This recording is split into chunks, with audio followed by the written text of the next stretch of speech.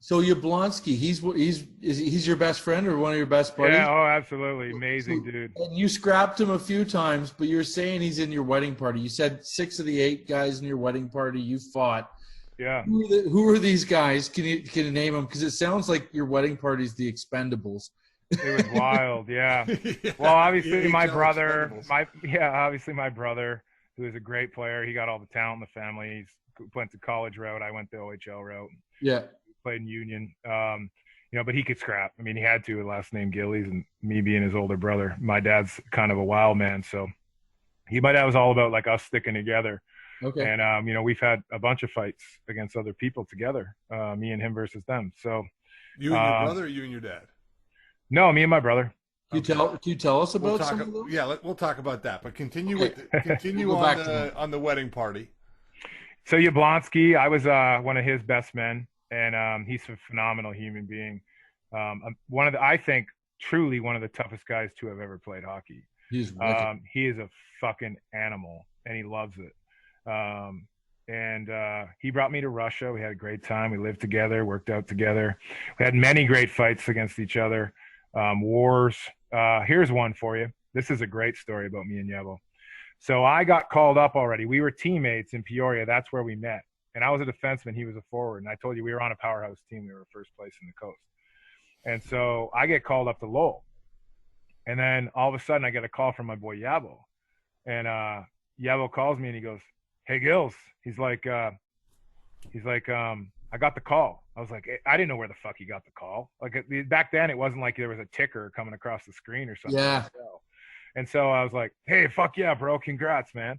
And he's like, "Yeah." He's like, "Thanks, buddy." He's like, "But I got called up to play you tonight." And I said, "Oh, yeah?" Oh, no. And I went, "Oh, yeah?" And I'm on the bus. Like, we're on the fucking way there. We're on the way to Worcester. And he's like, "Yeah." He's like, you got to give me a go. Like, we got to go tonight. You know the deal. He's like, "We got to go." And I wasn't thinking like anything like that. And I was like, all right. I go, "All right, bro." I'm like, "I get it." I'm like, "I appreciate the heads up." He could have just seen me in warm up and already been fucking preparing for days. Yeah, yeah. That's how honorable he is. Mhm. He's like, he goes, "We're going to show these motherfuckers what we're about." And I'm like, all right, fair enough. And so I don't know if y'all know this, but Jeremy Yablonsky was like a 6-time Golden Glove champion. He barely lost any boxing matches. Like, I did not know this. Like 1 or 2. He's like 100 and something. Like, he's fucking insane. Like, he's a killer. And he also won 2 heavyweight belts in MMA. Like, devastating, like monster dudes. One of them was a monster that he knocked the fuck out, like put to sleep. He's tough. That's awesome. Yeah, just a beast. Like, I take pride in working out, but he's an absolute specimen. I mean, he looks like when you go to the doctor and you see like the fucking poster on the wall. Yeah, and it's a bone chart, and he's the other one with no fucking skin. Just a muscle. He got muscles everywhere. He's a fucking and he's a scientist with eating and working out. I mean, this guy is the real deal, buddy. He knows more about it than probably anyone I think that's played. Wow. I mean, he's probably as knowledgeable as that Gary Roberts guy that trains all these guys for huge money. Like, Yablonsky's a fucking scientist with this shit. Wow, So wow. you going against Yablonsky? This fight, how did that go? That was a good. Okay, so the first one, we fight twice in that game. Okay. So the first one, he kind of falls, and it didn't go good. Like, we kind of lost our balance. It wasn't a great one. So we go to the box, and you know the deal. Like, we know what we're fucking there for. It wasn't the showcase that you wanted. Yeah, no, exactly. And so he looks over and he says, "We got to go again, brother." I was like, "All right, bro." And so a couple, we go back. We don't get a lot of shifts, obviously, at that time. So we go back out and we have one of the best fights of all time. I wish I could find it, but it was kind of before the YouTube. And we're going toe to toe, punch in the face, both hands by the bench. Like, it was just long, like a marathon. Is there a moment when you guys are slamming each other and you're like, "We're doing it"? Like, no, and we're trying to kill each other. And then right after the fight, we kind of like hug each other and give each other a pat. And I'll never forget it. He goes, "I fucking love you, bro. great fight. And I'm like, I fucking love you. It's like Rocky shit, you know? It's fucking incredible. It's incredible. And so we go to the box, and you're that adrenaline's wild. The place is going fucking berserk. It's like you're Incredible Hulk, that adrenaline after, especially a war like that. Like we're both kind of fucked up a little bit. And I'll never forget, right after the fight, right after we just did that, you remember Terry Virtue? He's a fucking legend, played for forever. I know the name. I don't know much. Yeah, it was like a tough defenseman, like just a legend. Like look him up, Terry Virtue. Terry Virtue had like a little bit of a lisp or whatever, but great guy. And he was Jeremy's teammate. He looked at us and he just looked at us both, and we're going to the box like just fucking two superheroes. We're all jacked up, and he goes, "You two are buddies?" He's like, "You guys are fucked up." And like me and Jeremy still talk about it. Like that's just a couple of our wars. Like he's a fucking tough motherfucker. Yeah, dude, that is fucking insane. Like, yeah, he's awesome. To fight your buddy, not getting what you wanted out of it, going again. That's fucking nuts. Well, it's just honorable, Yeah. That's what people don't get. Like they most of the time it's not, you're not hating the guy. Like we're literally like best buddies. Like, right. We're both trying to make it. We're both trying to like make more money and get to it has nothing to do about money. Like we're trying to get to the fucking NHL, what we dreamed about our whole lives. Like we're not going to let anything get in our way. If he knocks me out, well, whatever. We'll probably have a beer and be fine. Like one time, this is another fight later on in our careers. I guess I give him like a knot. He still has it, but he got it removed. It was like a knot from punch. And I gave him a black eye, and he also gave me a black eye. So after the game, like my wife went and seen his wife Sharston and his daughter Taylor. She's like a phenomenal soccer player, like on the best team in like the nation. Wow. And she's a stud athlete, and he trains her like she's a beast. And so I didn't see him after. Dessert for her. Yeah, I don't know, but I didn't. That's good. I didn't see him after, but my wife went and seen. We're good friends with them. And so after the game, I take a little picture. The phone sucked back then, probably a Razor or some shit compared to now. Remember those? And so I take a picture, and I'm like, I gave him a picture, and I like write a text. I put, "You gave me a black eye, fucker," type deal. And then he sends me back another one, and he's like, "You gave me a black eye, motherfucker," like it's we don't give a fuck. Like we're pumped that we had like one of the best fights probably of the fucking year in the whole league, and we're best friends. Like that gets around. Like these two fucking guys like are trying to kill each other, and they're best friends. Yeah. And there's a million stories like that. But yeah, I fought 6 of my 8 groomsmen. One of them's my best buddy. I never fought him, but he died. He was a prop in rugby. Same thing. Those little pills. Whatever. But yeah. But we all lose people. But no, man, it was wild. Like that's just a couple Yabo stories. But I got millions. Of course. I got great ones of Scroy. I mean, I'm honored to be these guys' buddies. Mike Scroy is a weapon. I remember the first time I heard about him was in that Enforcers competition. Yeah, he did great in that. The Battle of the Enforcers that they did out west in Canada. Yeah, what was it called again? What was it called? Ice Gladiators, maybe? Yeah, I think that was it. Yeah, Ice Gladiators, that was it. Yeah, he was in that, and he did really well in that. But then I went and started watching these hockey fights. That's another guy. I've seen him fight live in the ring. So, a lot of us in the summer, you're rested. My hands, look, I can't straighten my fingers. Like that's as straight as I can get them. Like a lot of us, like Colton Orr's hands are the same way. Yeah, Colton's are probably worse than mine. His is a claw. Yeah, his are bad, but Colton, that's a guy right there. I fought Colton 10 times. I'm the most on his fight card. I've looked at it, and he's the most on mine. Wow. I have a picture right over here signed. I got to get framed. Hold on a second. Fuck me. Hold on. You got to see this.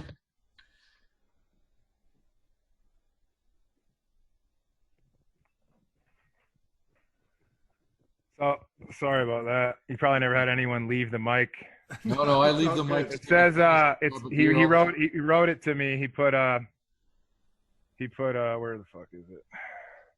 Thanks for giving me a shot, Gills. First 2 AHL fights in brackets. And then my boy, it's also Big Earn's in the picture, and I never fought Big Earn, but we were teammates together in Adirondack at the end of my career at that level. He put one of the toughest motherfuckers to ever play. Love you, big boy. So look at this epic shot. Oh, yeah. McGrattan or yeah, but Colton Orr, that is the hungriest young dude I ever fought. There's two guys I'll talk about. Sure. Colton Orr, I was already been around for a while. I think he might have started. You have to quote me. Don't quote me on it. I've been hit a lot. I think he started in like the lockout year, 04, 05. Okay. Or maybe the year after, 05, 06. Right in there is when Colton started. Mm-hmm. But, man, he would come after everyone. You better be fucking ready because he's coming. So I did real well early because he had a little bit of trouble fighting lefties. So I'm also going to plug a guy you guys probably like. I got his hat and shirt downstairs. Doug the Thug Smith that the Goons made after. Oh, yeah. So I work with Dougie, too, a little bit when I was a Providence call-up. Great guy. Nice.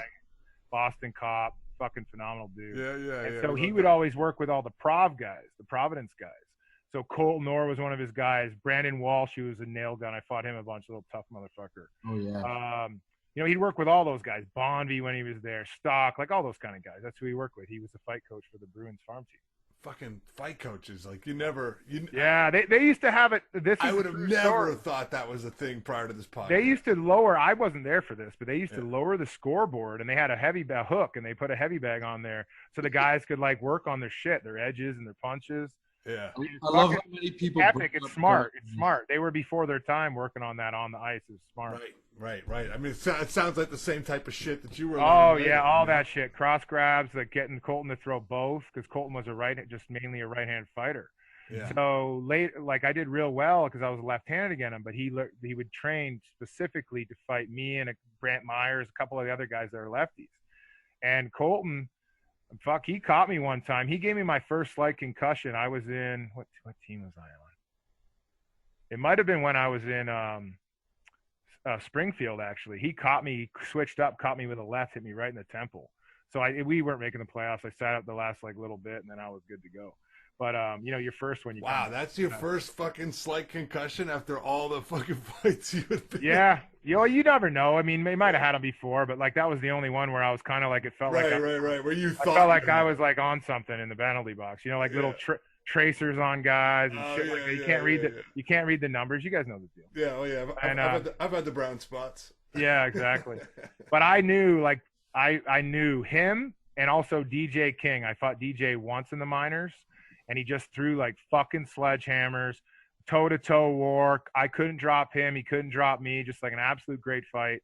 And anyone who asked, I said, those two motherfuckers are not being here long. Like, they're going to play a long time in the NHL, and sure enough, they both did. I mean, I think Colton played, 600 games, and wow, they played a couple hundred. I mean, just two very hungry, very tough young guys that, a lot of them, I'm honored to give them a shot because of guys like Mel and guys like that let me get established. Stone Cold. Yeah. So, you're always kind of paying it forward. That's what people don't understand. If you're a real dude, you're going to do that. Yeah. I mean, because that's what it's all about. Like, look at Bob Probert. I mean, he gave Jody Shelley 3 fucking fights in his first fucking game. Yeah, that's amazing. Something like that.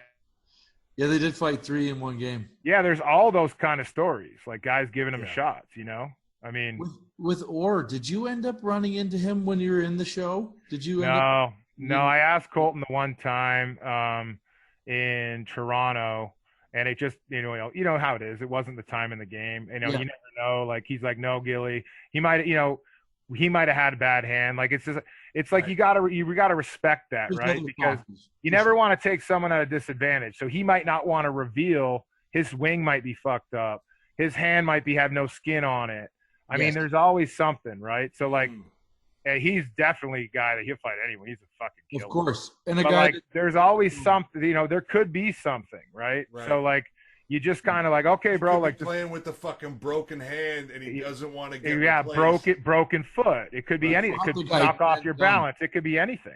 You fought the guy 10 times. He's not exactly. Down because he's afraid to fight exactly. And there's not really anyone at that level that will dodge a fight. The only way that they do is, for instance, Jody Shelley, right? I tried to fight Jody, the legend. I used to watch him. Tough as fucking nails. Loved him. I still love him. I think he's awesome. Yeah, and I got called up to play when I was 31 with the Rangers to play against the Flyers. And he was their guy. And so I asked him, And he literally looked at me. He almost looked like he was disappointed. He looked at me, and I'll never forget his look. He said, Gilly, he's like, man, I know I respect what you're doing. He's like, I'd love to go you. He's like, but I can't go you. And I said, are you fucking kidding me? And I go, man, I might not get another shot. I'm like, this is my game. Wow. And you're having this conversation on the ice. Yeah. And he goes, Gilly, that's all I can tell you is I can't go.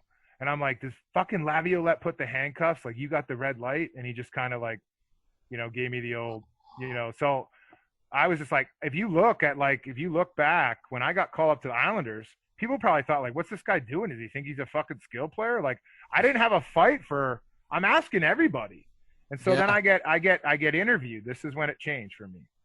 And I'm running around. I mean, I'm playing my game. I'm playing pretty good hockey for me. And so I get called into the office with Gordon, who's our head coach. And Gordon goes, it was almost like he was like giving me a heads up, like, hey man, like if you don't do something, like you're going to get sent down. And so he literally said, he goes, Gills, he's like, you're playing great. He's like, I just wanted to bring you in here. He's like, I coached against you for forever in the minors. He's like, we want that Trevor Gillies. He's like, we need that. He's like, you got to do whatever you have to do to find fights, hits and wow. Fights. And I was running around. I was getting my hits. Fucking departure from the game. Game now versus yeah. That. So he fucking find a fight. He literally told me, he's like, he goes, I know you're trying. Everyone can see you asking. We've heard you by the bench. He's like, just keep doing what you're doing. He's like, but have more kind of, to be honest, I'm swearing a ton. Yeah, don't take no for an answer. Have more fuck you to your game. So it's like a wake up call. And in my head, I'm like, I don't even know what anxiety is. I'm a happy dude. Like my buddies call me happy here. Like, yeah. So, but you get like that feeling, you're like, fuck me, I better fucking do something. There's an urgency now. Yeah, exactly. So luckily I have a buddy, Brant Myers, who was great to me when I was young. And I guess Brandon Prust and him are really, really tight. And they have a phone call. And I guess he's asking about, who the fuck's this, he knew who I was from the minors, but he asked, and Mizey said, he's like, oh, Gillies, he calls me Gilly. He's like, lefty. He's like, he's definitely coming. He's definitely coming to ask you. So this is a fucking another guy I want to give huge props to. So I go up, it's right in front of the bench. I go up beside him and I said, hey, Prusty, I was like, I'd be honored to have a fight with you, man. I'm like, no one will go me, bro. I'm like, I need to get in a fight, like bad, like I need it. Unfucking believable that you're having this conversation. Oh yeah, 100%. He goes, fuck me. He goes, Mizey told me you were going to be coming. He's like, all right, I'll go you. And I said, thanks, bro. And he goes, I go, let's square off. He goes, no, because he's smaller, right? And he's tough as nails. And he goes, no, let's just grab on and go, right? So that makes up for a bit of the reach. And he's probably got close arms to me. I don't have, like, I'm not that big. And so then he tries, and then we backpedal up. If you watch the fight, I backpedal up and do my thing that I learned later on. Yeah. And he caught me. He caught me off the rip. He catches me with a good one, too. Early on, he gets a good one. He catches me with the first punch. And if I lose that fight, I'll never play another game in the NHL. That's two devastating. That's two devastating losses in a row at that level. It doesn't matter what you do in the fucking minors. The other loss is Bugard. Right. And fucking 10 years ago. Yes. Well, it wasn't 10, but it was like 4 or 5 years, whatever. Okay. Yeah. And so, but still, you've been fucking. Yeah. So I eat that one, and then I end up coming back, and I end up putting him down. I end up getting an edge and get a win in the fight. And it's not like I killed him; he's tough as nails. It was a really good fight, and there was really good technical. He's really, I mean? He's really good. Yeah, he's really technical and good at really not getting hit with those big ones. I love him. I wish I could have played like him. Fuck, he's a good player. It was one of those fights that's technical. Yeah, that's what he said. He goes, "Fuck me." Still wide open. He's a good fighter, man. I loved him as a player too. I'd take what I've heard about him, I'd take him on my fucking team any day. London, Ontario boy. Yeah, so I love that. So I always was very vocal. Like when they said, they had interviews about getting in your first one, and I thanked him like publicly. Like 2 New York teams. It's the biggest rivalry almost in fucking hockey. Yeah. And I like thanked him for giving me a shot. And I said, and then when they asked me, like, and I said, I've been asking everybody. No one will go me. So when I said that comment, the fucking floodgates open, buddy. They're like, okay. So like it's almost, but it not calling them out. I wanted that. I wanted that. That's how you get made. That's how you make a name. If I only have one fight in 10 fucking games and I don't have any fucking goals, I mean, what the fuck do you think's going to happen? You're going to put in a European and I'm down. So I got to fucking establish my worth, to the team. So then you have a few more and there's some good scrappers coming through. You get your shot though again at Derek Bugard. What's it like getting a rematch in the show though this time? And it's New York Rangers versus New York Islanders. It's the big. Yeah, no, absolutely. So I go up to the draw, right? And if you watch that clip, I'm like I'm not a small guy, but I'm like a child beside him. Mm-hmm. And he just kind of bullies me on the draw, and I kind of give it back to him a little bit. And then it's just like a look. He's got a look, right? I mean, a lot of the guys do. He's got a look, and I'm like, let's fucking go, he wasn't really calling me on. He's the man. And so I knew it was fucking go time. And so I was so trained by then. Like I'm talking, I was putting in, I mean, every single day, Monday to Friday, sometimes on Saturday, I'm going to do fight training with these guys, my fight coaches, like at 7 a.m. I'm going on it was wild. And so I was a little timid. I'm not saying timid, but I have to be because of the reach factor. Yes, you had to respect it. So in my plan is I can't go in here because I'm going to get fucking tagged with an absolute fucking heat-seeking missile. So I have to I'm calling him on. If you see me, I'm like doing this and I'm like trying to bait him. So I'm like, come on. And I'm like, I want him to come because if he makes a mistake and has his arm out, that's the only way I can get a grab on him. He's a fucking giraffe. Mm-hmm. And so it worked out where I get the grab and he didn't hit me in the head one time. He might've hit my helmet. I didn't feel it, but all the rest, if you see me, I'm blocking stuff. He beat the shit out of my fucking body, but it's a really great account. Like it's a good fight, man. Like I just, what? I could have opened up more now looking back, but you know what? If I don't want to be devastated. So it's like, I always fought to win, but in that fight, it's almost like now being retired and looking at it. Yeah. It was like, I just fought a smart fight because I know how destructive he is. It was the right fight. And it had to be. It's at home. He crushes me there. Like, then my team doesn't have their guy. Obviously I wish I would have dropped him. We're all trying to fucking knock each other out. I mean, we're not out there to play Patty. McIntyre says it best. Like he got it off one of the old time guys. Like no one in the heavyweight division's out there to play Patty Cake Baker's men. I mean, like it's we're going for it. So but if people watch the fight, it's not like you're seatbelting the guy. It's a technical fight. It's just absolutely a smart fight. It had to be. And at the end when I pull him, I should have threw a big one there when I pull him because that's when I had him off balance and had him coming forward. I analyze them all. I mean, I still watch fights all the time. Like in between periods, watching the Isles the other night. Luckily, they won. Thank God. Good job, boys. Because I had a little coin on it. Whatever with some buddies, it's not illegal when it's with your buddies. You know the deal. So, buddies, bookies, whatever. So in between, I'm watching fights. Like I fall into a YouTube hole for the whole intermission. I don't want to listen to those fucking guys speak. Right. Yeah. So I mean, a couple of them are good, but I'm watching old school fights. I'm not watching like the new stuff. I'm watching the guys from my era and the real legends before the real legends. Like, let's not get confused. I mean, the 80s and 90s, baby. Whoo, that was some good stuff there. It was wild, yeah. So there's a fight I wanted to ask you about, and you'll know. Ask me about any of them. I'm gonna be legendary. It's the revenge match, Pittsburgh and the Islanders. I guess we'll set it up. DiPietro.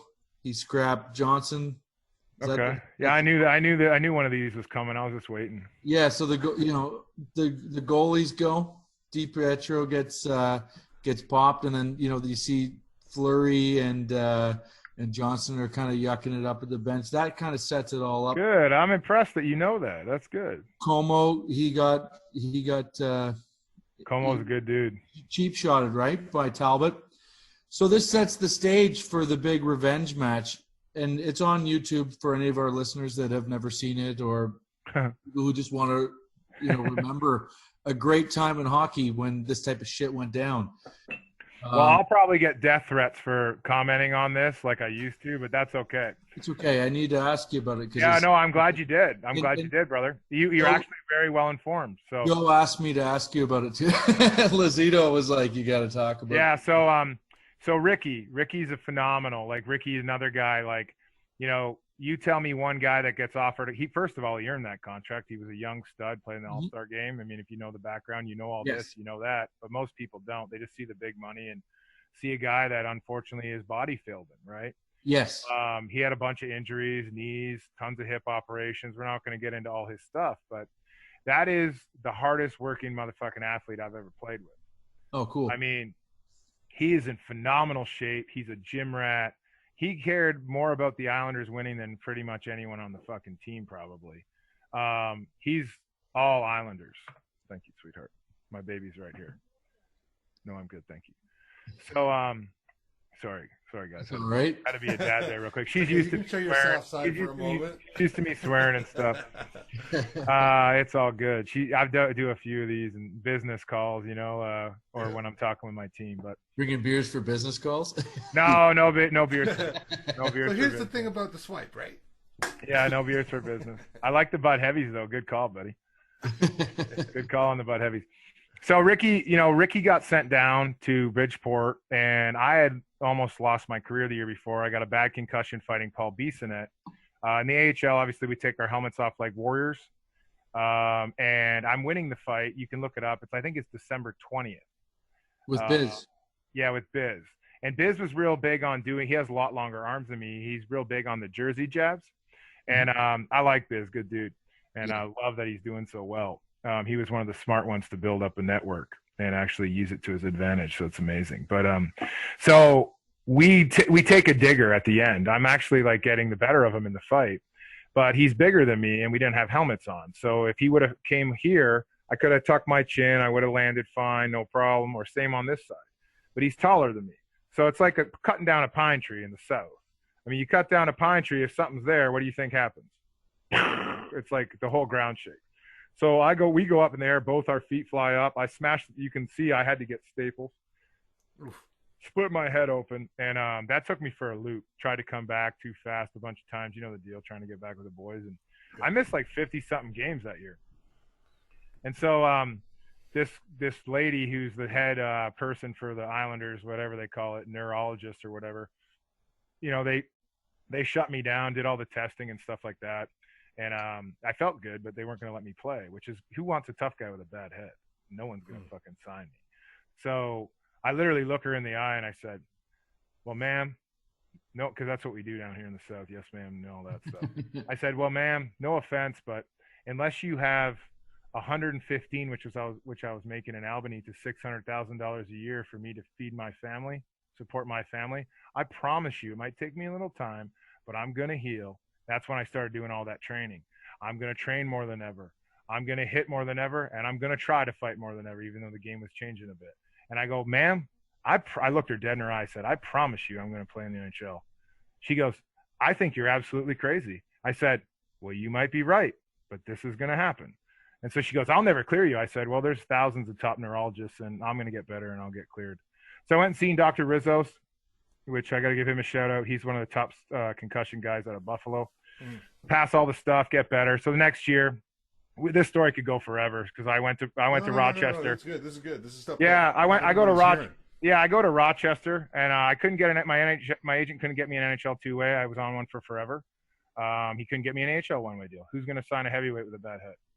So I had to go earn a contract. So Mike Scroy was in camp, Jimmy Bono, me. They wanted to sign me. They were going to sign me to a PTO. I'm trying to speed this up. They're going to sign me to a PTO, which for a lot less, which is still decent money for $85,000. But I'm on a PTO. PTO means you have one bad weekend, they can just gas you. You're done. Mm-hmm. And also with a PTO, so people who don't know, I'm pretty well informed on all this stuff. Gladly help someone else that's going to run into the scenario. If you have a family on a PTO, they cannot go to school. You're staying in a hotel. You don't have a permanent residence. So my family couldn't come with me. So during preseason, I had a couple good fights. Lubar Usternal fought another kid from my hometown, Todd Harvey.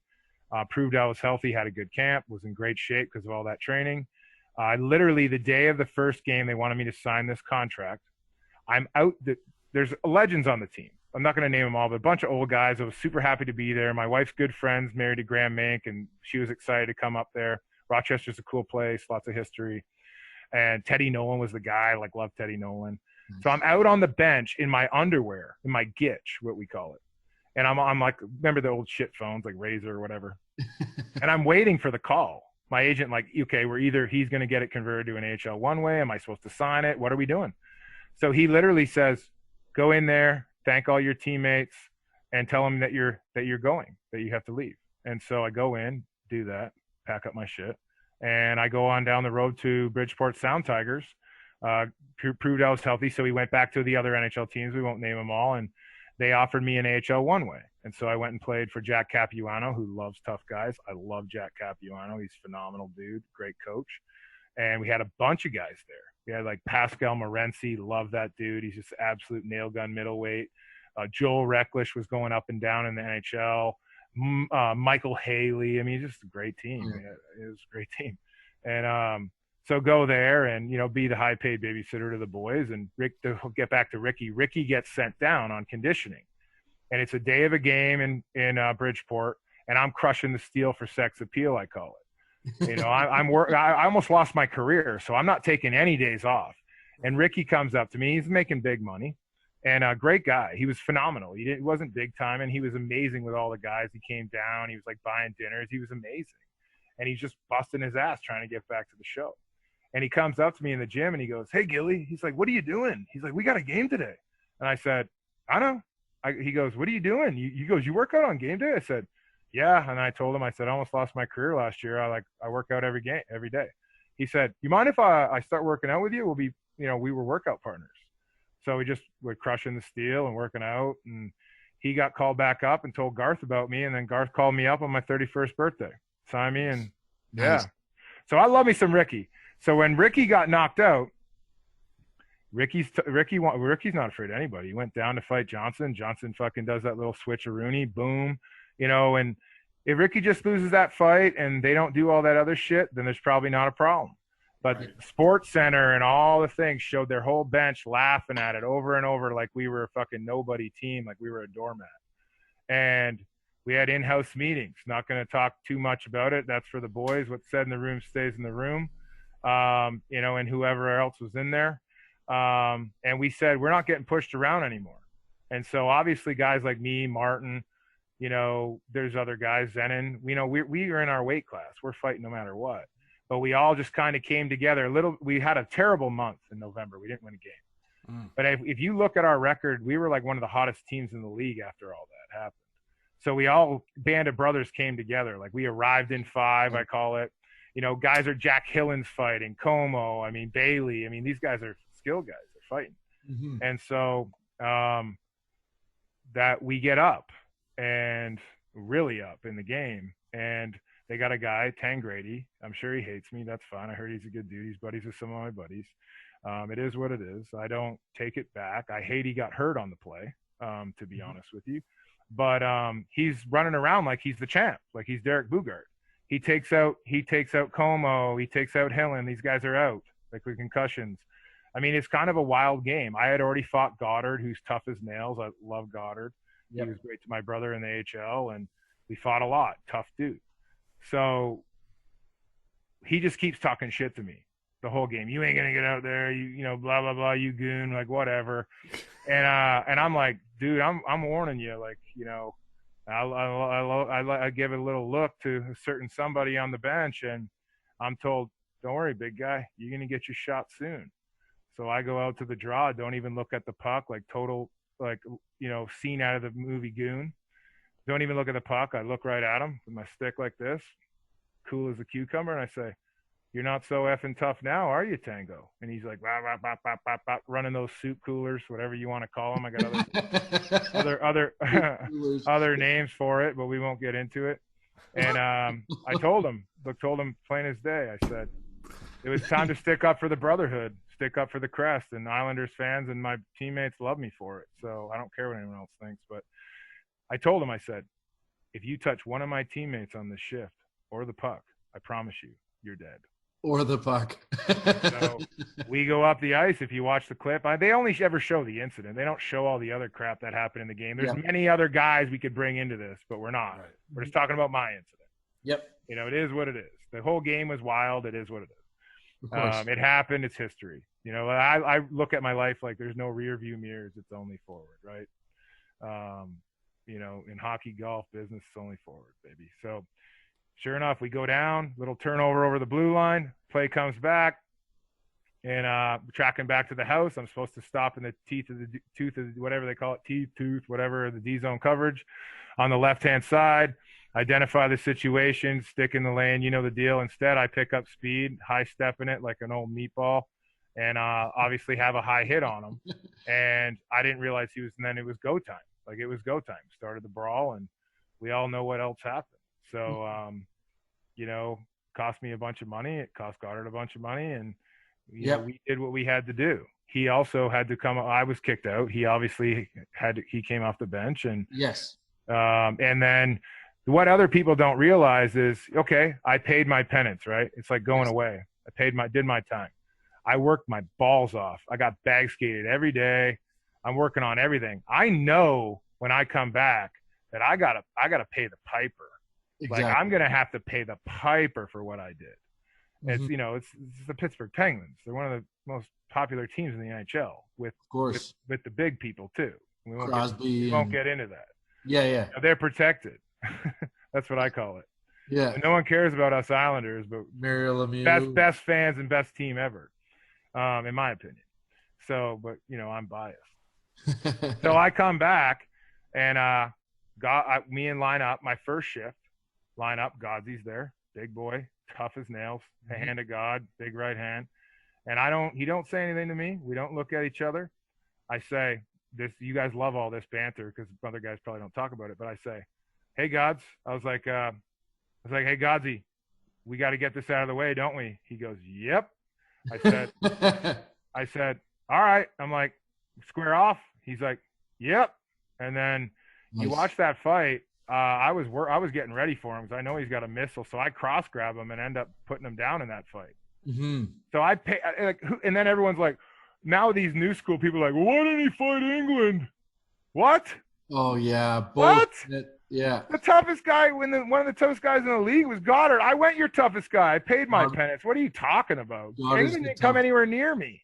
Yeah, exactly. Oh, that's like so it is what it is. What could they do after that?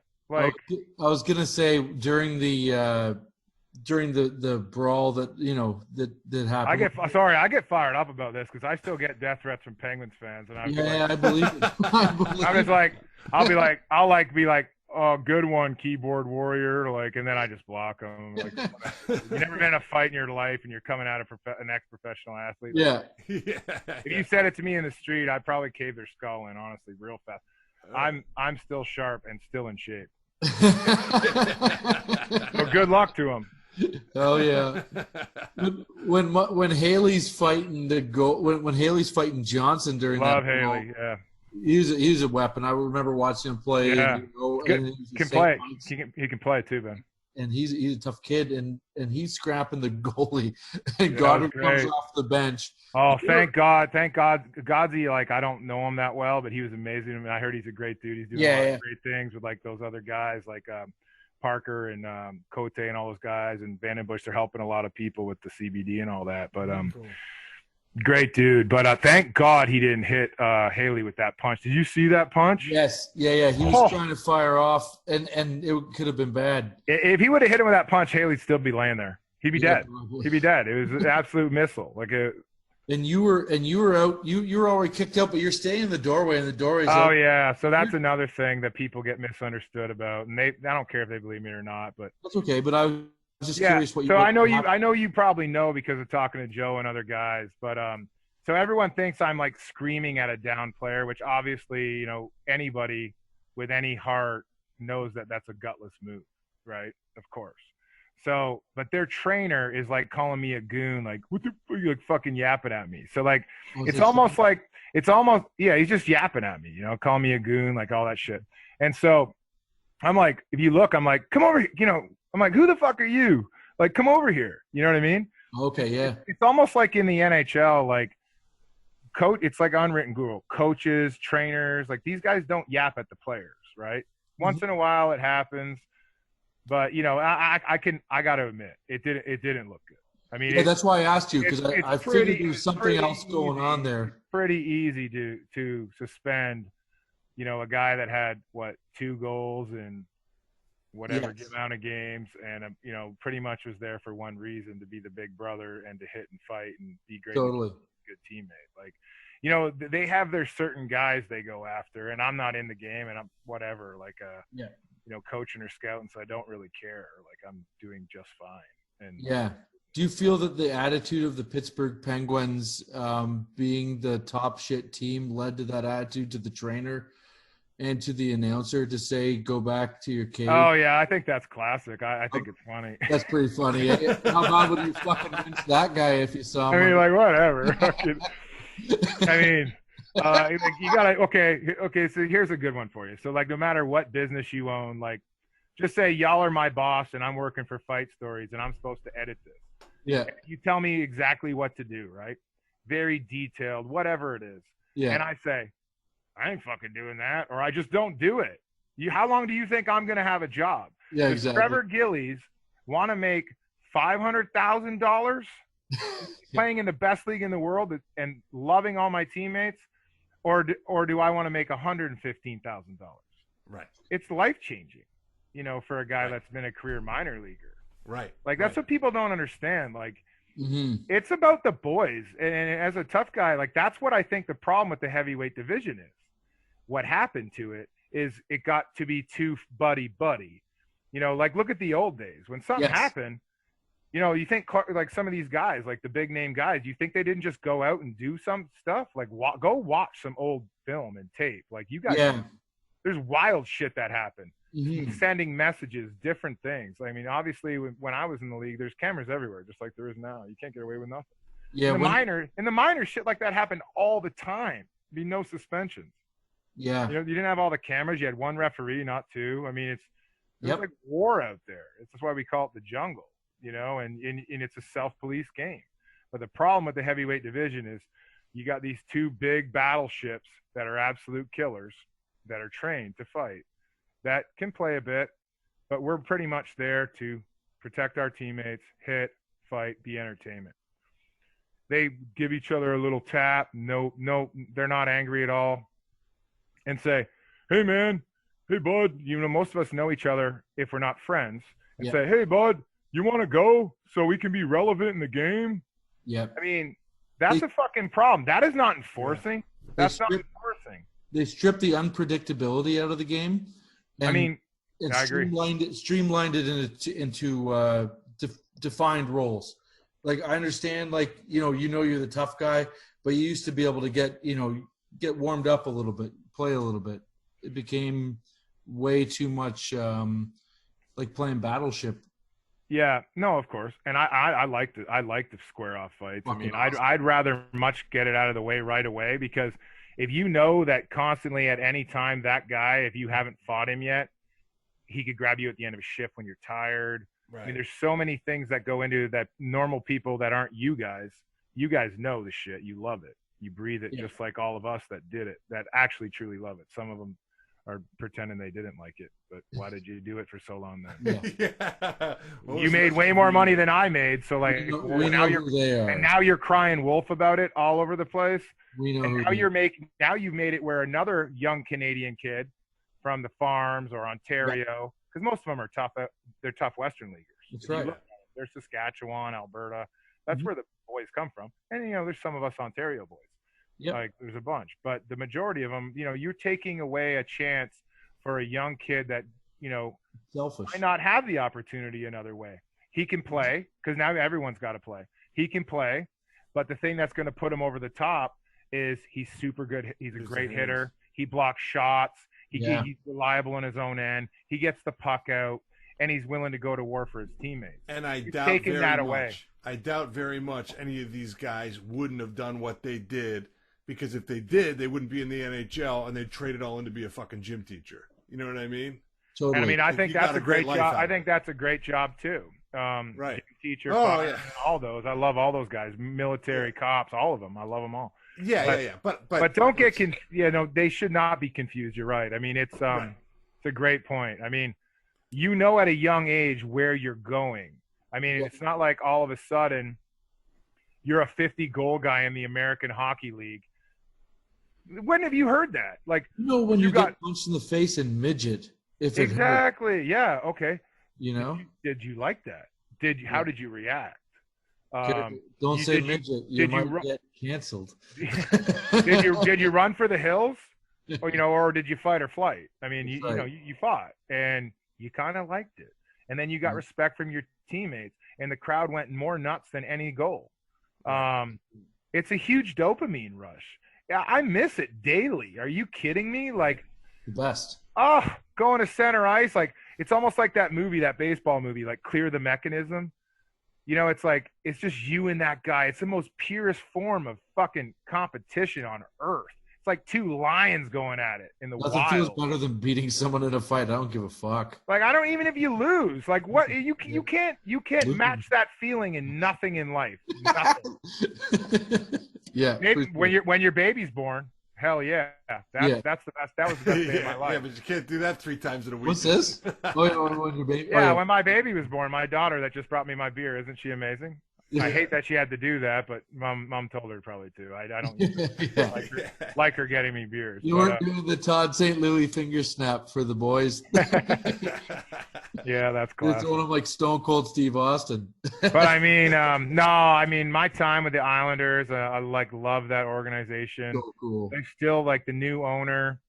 Rest in peace to the big guy Charles. And I love Garth, man. Garth was great to me. I think I have a question about Garth Snow for you, and this is another one. Lazito's like, you got to ask him about this. Absolutely, I'll answer anything. I mean, you could tell I'm pretty open book. The Fu Manchu, you're famous for the mustache. Oh yeah, okay. And I heard that your wife wanted you to shave it, but Garth said no way.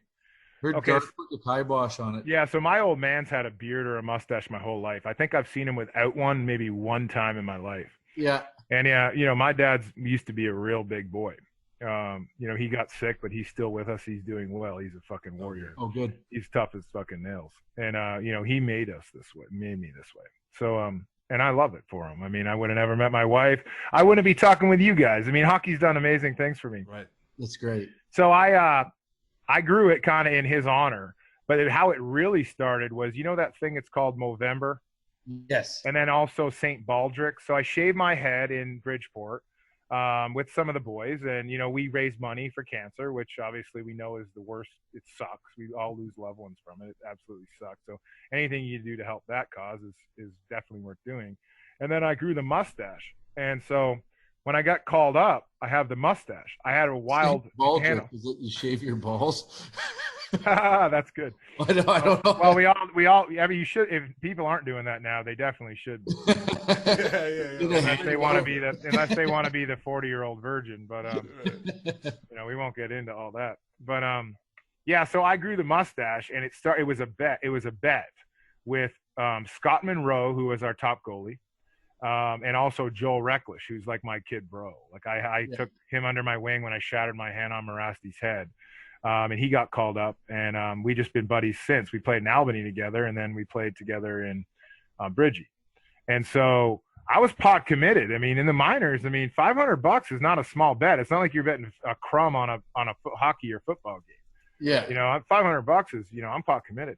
So I get called up, and obviously it didn't hurt that my last name was probably Gillies, and I'm running around like I'm playing in the 80s or 90s.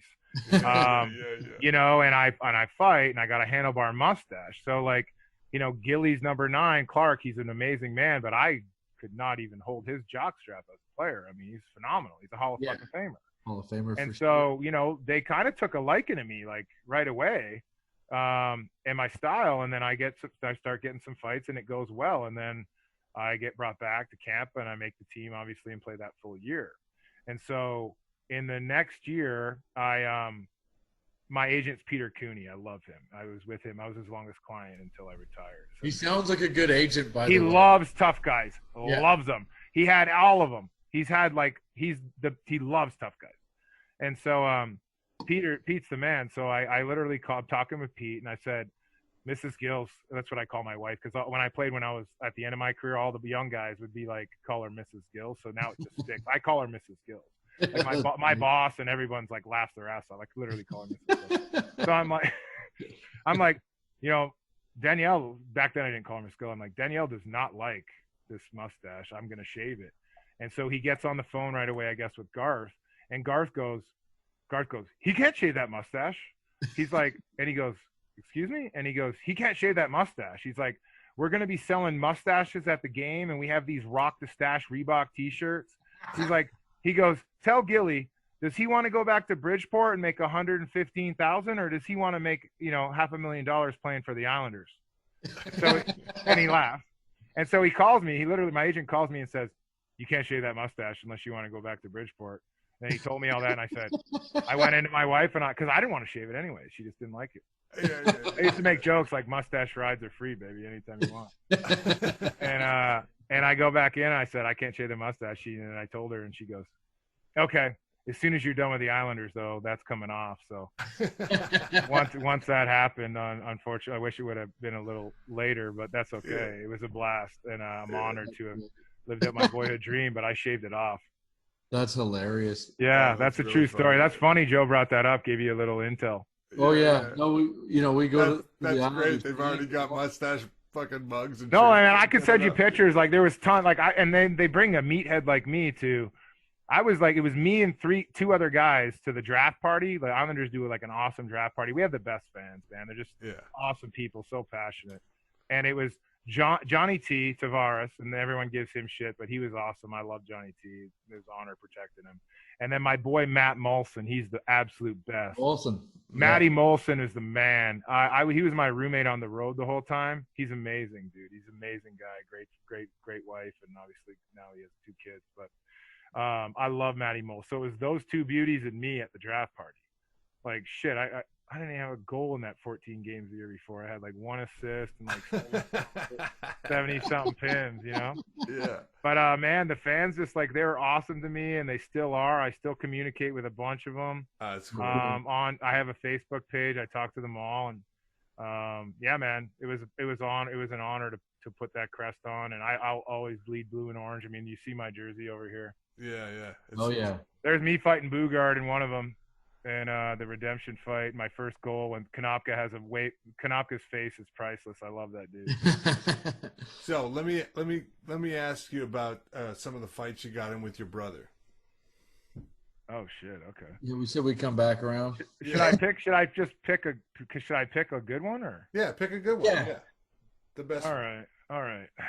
Like so I got this old classic car. It wasn't so dark I'd show it to you, but I bought that car before I met my wife. I met my wife in my 3rd year pro. Yeah. So I bought that car after my 2nd year pro in Greensboro, North Carolina with the Generals. I played for an old legendary heavyweight. Love him. Jeff Brubaker. You remember the Brew, no helmet? Oh yeah. Played with the Canadians, played with the Leafs. The guy's awesome. And so I have my car back home, and it used to be turquoise. Like it was not a pretty color or nothing. Now it's like all black leather, black. It's got black rims. It's nasty. I could put a lot of money in it. And, but I never had a car payment. I drive that. The Islanders love it. I drive that up the tunnel at the old Coliseum. It's got like straight pipe MagnaFlows header. Just like they love it. I get out, sign autographs a couple hours. Amazing. And the boys are like, why don't you get like a Porsche or a BMW or Mercedes? I'm like, because I hate those cars. Like that's not me. I've had this car forever. I'm gonna have this car till the day I die, and I still have it. Oh yeah. I'm the same way, dude. I would totally. I love old shit. Old GTO or something, And so we go out, right? And we go out in Kitchener, and there's this bar. Won't get into it. I can't even, to be honest, I can't remember the name because punches aren't vitamins. But there's a bunch of other guys there that are my buddies, like lifelong buddies. Right. And neighborhood guys. They're doing their own thing, like whatever. You know the deal. And Adam Niddle's there. He used to fight a bit in the AHL. He's a tough guy. There's like a bunch of guys, and we're there and we're all getting greased up. You know, back in those days, you know, it was real popular to drink. I still love Crown. I call it the Canadian Nectar. You boys know the deal. And so, you know, I'm drinking Crown Royal. Yeah, exactly. And whatever color you want, they got all the good colors now. But you know, I'm drinking Crown and gingers, and I'm real weird about bars because I used to really like going to Toronto to like the real bars, like with 6,000 people where people aren't really drinking. You know what I mean? Like they're partying like for days. Like that's what I liked when I was young. Oh yeah. Oh, you talking about the government? I probably saw you there. Yeah, I went there. I went there frequently. And, really? Yeah. Yeah, and also what was the government? And then there was Comfort Zone. Then there was Envy. You could do a 3-day stretch. Buddy, I got in so many fights in all those places. Really? They don't fight at those places. Yeah.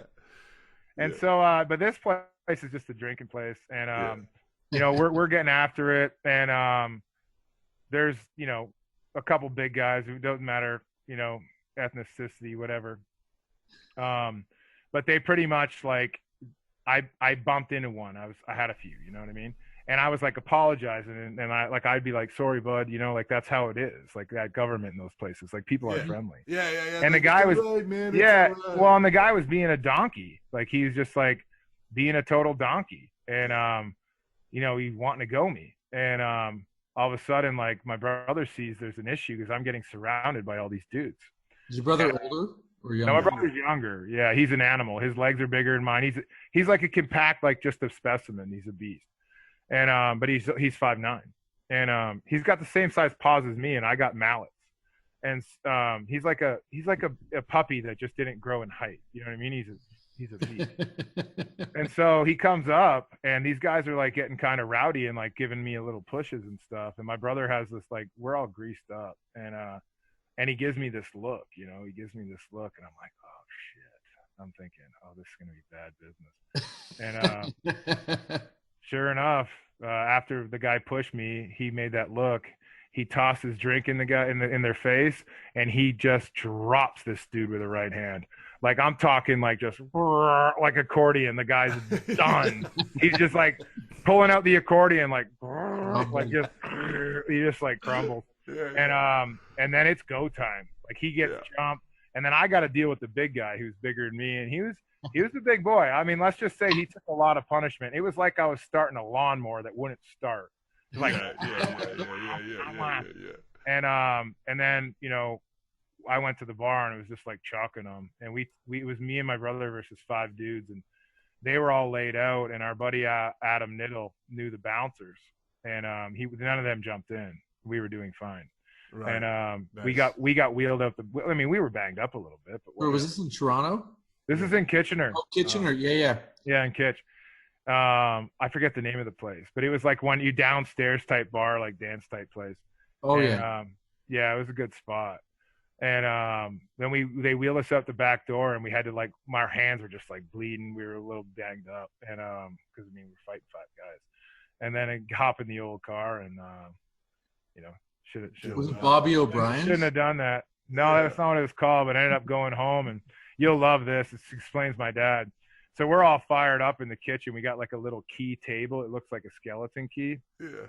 And we're sitting there, and we're all yapping, and we're all fired up. And my dad comes down in his tighty whities, and he looks at us, and he goes, "What the fuck's going on, boys?" You know, and we just kind of like look at him like a deer in headlights, even though we're like, you know, we're in our early 20s. Yeah, you're proud. Yeah, like I don't know how old I was. We were still respect the power. Oh yeah, absolutely, always, still to this day. And so, you know, I go, you know, my brother goes, "Yeah, Dad," he's like, "We got in a fight," and he looks at me and he goes, "Well, did you win?" And I said, I just went like this, and he goes, "Well, that's good." He goes, "Together?" And I said, "Yeah, it was the first one we ever had together." Yeah. And he goes, and then we go, "Yeah, Dad." And he goes, "Well, good." He's like, "You know, you all right?" You know, like little puffy and banged up hands. Like, "Yeah, we're good." He goes, "All right, well, keep it fucking down." I think it was a Sunday bar. It's like, I gotta fucking work tomorrow. We're like, you know, "Yes, sir." And we kind of went downstairs so we could continue having a couple, you know. Yeah. But all good memories, buddy. Yeah, no, me and my brother are super tight to this. Oh yeah, me and my brother got in a bar brawl, went home, and then next day I woke up on the couch, and my hand was a little mangled, but my brother was a little banged up in the head, and he was on blood thinners at the time. So my dad was like, "You're going to the doctor. You're going to the doctor, both of you." So we're in the doctor's office, and the doctor's like, "What happened, boys?" And then my brother goes, "A couple of punks." And he goes, "Punks? What's with these punks? Where are they?" And I go, "You're looking at them." That's classic. That's classic. I love it. Yeah, it's good. Yeah, I mean, unfortunately, those probably happen a little more than they should, but oh yeah. It is what it is. The day, that no one's gonna back down, with a backbone. So we were always taught like, don't start it, but finish it. Did you have probably any, just like you? Sorry, did you have any outside the rink when you were playing with over in Russia? Do you have any shit out there? Oh, you're diving a little deep here. That wasn't me, brother. Everyone thinks because I know that Yablonsky and Nasty were in one. I didn't know if you're I know the story. Should I save that for them for Yabo to tell it? Well, you can tell us, and we can chop it out of this one if we think that. No problem. So you guys can cut whatever you want. It's gonna be a two-parter probably because it's so fucking good. Whatever. I'm having fun with you boys. Great. I worked like a savage all day, so this is really fun. This is awesome, man. And I don't do I could kind of tell, like, just with my conversation with Tyler. I was like, oh, this guy's my kind of guy. I was like, I'm glad. And then obviously Screwy. So I used to watch Screwy. I was telling you guys before we went live. Yeah. And all those videos on YouTube and shit. And I know Marty Melnichuk. He was at the NHL camp with me with LA. Yes. Love that dude. He's awesome, tough as nails. And so they played together. And so I watched all those videos. And I just one night I stay sober Monday to Friday, and obviously I'm not tonight. And I have a presentation at 11:30 tomorrow, so that'll be fun. It's 11:30. You're good. Yeah, it's okay. It's a networking Zoom thing like this. I could do that with my eyes closed. I'll have to shave, put on some right. No pants. No beer. No beer. Yeah, no beer. Pushing them and up. so I used to watch him, and just like following that cool Enforcer fan page. I forget what it's called on Facebook, and just like. I seen one night I was up late. I was doing a Boston butt. I don't know if you guys like that, but it's real big down here to like cook a Boston butt for a very long time, low and slow. If you're looking, you're not cooking. And I was getting it ready for one of my teammates from my company, Tom Fazio, who was visiting. What is it? What are you doing? A Boston butt? It's called a Boston butt. It's like a monster piece of pork that you inject and rub and slow cook. And it's you cook it at like 225, and you do a bunch of shit, like a certain amount of hours. And then you wrap it. It's phenomenal. It's like you literally pull the bone out like this. It's insane. And then you just it's amazing. It's real big. Wow. Look it up. Yeah, it's like doing like a full pig, but it's an easier way, right? Right. Yeah. It's like if you're having like a little party, a big Boston butt, a 10 to 12 pounder will feed a lot of people. Right. It's phenomenal, but it's a commitment. It's a long commitment. And I was my teammate who was visiting. He's a great dude. He was upstairs passed out, and I said, I gotta stay with this bud, or it's gonna be well done, baby. I gotta look after it. And so I go on my Facebook Messenger and I see Screwy on there, and I'm like, and I was greased, bro. Like I was sitting there listening to the old 90s rock and just like having a time by myself, swinging in my swing by my pool. It's nice out, it's beautiful. And so I'm like, I'm calling this guy. I'm like, I've wanted to talk to him. I'm like, I'm calling this guy. So I hit him up just like we're doing. I do like the face-to-face deal. And we just hit it off, like have an absolute blast with him. And I'm going to send him some stuff, like some CBD stuff that I get. Nice. He's just a great dude. So I'm glad he gave you guys my name, man. We were just like telling war stories, and he's just a phenomenal dude, man. Yeah. Cool. So, I guess, didn't you ask me a question? I kind of didn't fucking. Oh yeah, I was asking about Russia. About Russia. Oh right. Yeah. So it was Yablonsky, Morasti, Tarnasky, and Brennan. Pretty tough. Tough. Brennan too? Holy shit. Yeah. Brenner, yeah. Brenner's a good dude. He just had a baby a little while ago. You had some good scraps with him too, man. Yeah, he's awesome. And so Brennan's a good dude. So they were over there playing for this Russian family who's amazing. I got treated. I hate to say this because I love my Islanders fans, but I got treated even better there. Like it was like your royalty. Wow. My experience in Russia was incredible. You know, it was amazing. Like I got treated amazing. Lived with my best friend. Got paid. I mean, the fans loved us. I mean, That's cool. It was phenomenal. Like you hear all these horror stories, but from some guys, you know. Well, you're skilled, and you guys are obviously you're out there going. Pumping. Well, we were there for a reason. I mean, our role. One thing about a fighter, if you get a chance to play in some of those European leagues that isn't the EIHL where they love fighting, most of the other leagues don't like it. So when you get brought over by certain teams, like Morasti when he went to a different team, Grattan went to a different team eventually, you know, in the KHL, it's good, big money league. It's phenomenal. It's very, very skilled. It's probably more skilled than the NHL. It's just bigger ice and it's harder to get hits.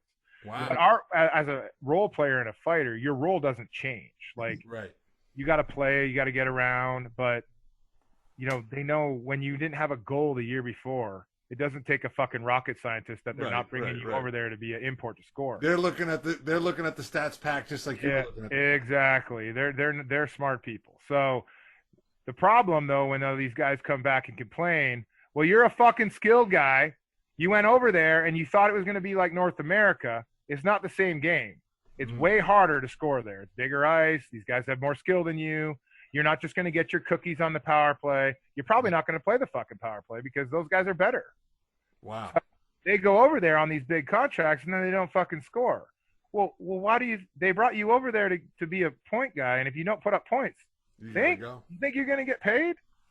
If you're shit in the bed, I mean, you're probably going to get some money, but you ain't going to get it all. I mean, that's just how it works in almost every league over there. Yeah, like they're just yanking the deal on them, right? I mean, I don't know. My guys. I mean, my buddy, he lit it up. He got everything, and he got treated great. Josh Hennessy, he's a skilled guy. He lit it up. He's an awesome dude too. You know, but you hear all these other horror stories of guys. Well, look at their stats compared to what they had in North America. It doesn't take a rocket scientist to figure that out. I mean, right. Kid, I'm a last of the dinosaurs, Captain Caveman. I mean, I could figure that out.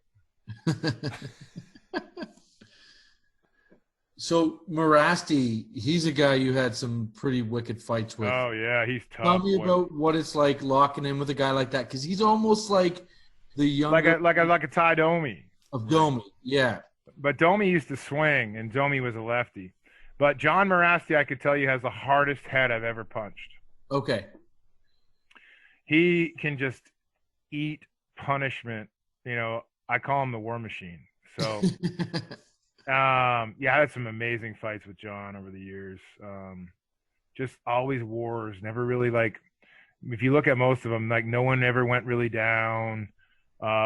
Just a tough dude. And, you know, Meadow Lake guy like Yabo, they grew up kind of together. Saskatchewan? Yeah, Meadow Lake, Saskatchewan. Yeah. You know, I've had beers with Johnny at the union meetings. Good guy with his wife and his son. You know, people don't realize this, but I gave Johnny his first AHL fight.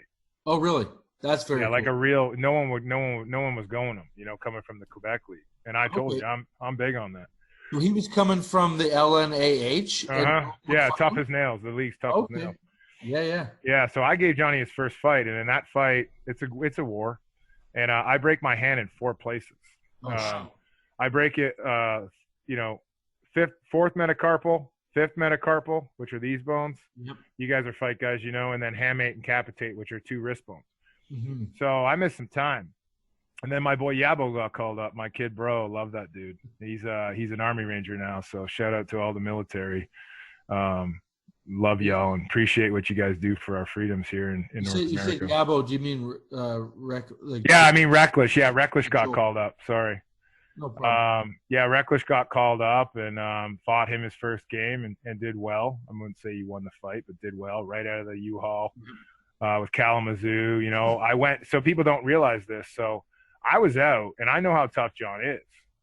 And so I used to have a Navigator. It was like an ugly color. I bought it off my buddy-in-law. It's a champagne, but fully loaded truck. It was a cool-ass Navigator. Yeah. And the boys are, you know, it's snowing like crazy. And my hand's busted in a cast, like one of those fiberglass casts. It was black to match the suit, you know the deal, all black, everything.